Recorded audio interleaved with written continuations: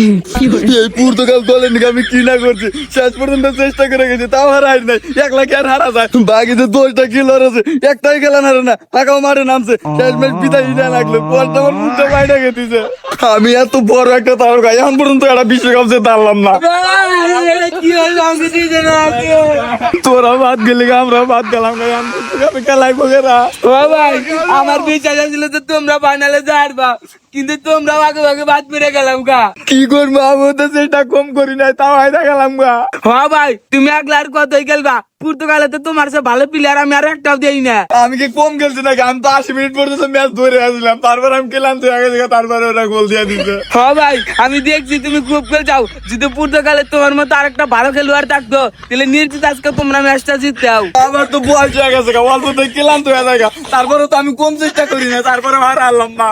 যাই ভাই মন খারাপ করে না, আসলে আমি কপালটাই খারাপ, আমরা কোনোদিন বিশ্বকাপই নিতে পারবো না। বড় হয়েছে, বড় হয়েছে।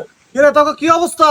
আর ভাই অবস্থা আমরাও বাদ গেলাম গা, তারপরে পরে ওরাও বাদ গেল গা। বাদ তো পড়বি, তোর হইলো দুইটা নরমাল দল।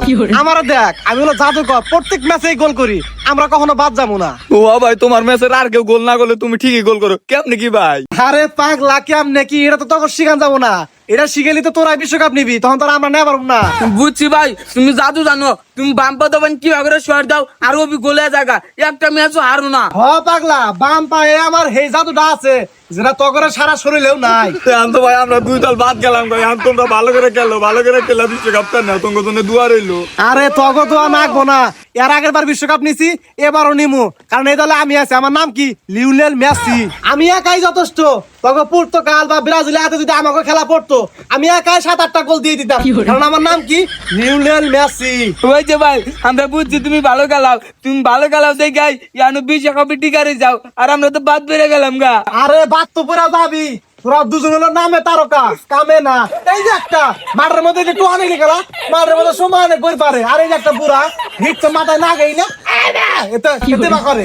আমরা বিশ্বকাপ দিকে বাদ গেছি দেখে এইভাবে অপমান করতে যাও। আরে অপমান করা কি আছে, তোর বয়স হয়ে গেছে গা, ও তোর ওটা ছোট আছে, তুই বাড়তে যা, বাপ মারা দেয়া সরা কর গা, এনে খেলাধুলা বাদ দে একবার।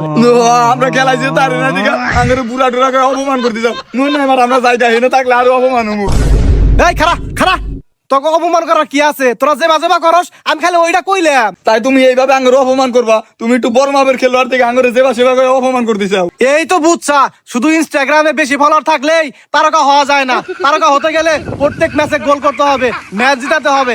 এই যে এক পাগল সারা বছর থাকে ইনজুরি, হুদা থেকে বিশ্বকাপে খেলাবার নিগাহে, আর ম্যাচ হারার পরে এবারে ফাঁক কাম দে, পায়ের কিছু নাই গা, তাও বিশ্বকাপ খেলাবার নিগাইছে। এই পাগল যা, এই বুড়া তুই যা যা, আমার হাতে তুলনা করবার নিগাইছে, আমি প্রত্যেক ম্যাচে গোল করি।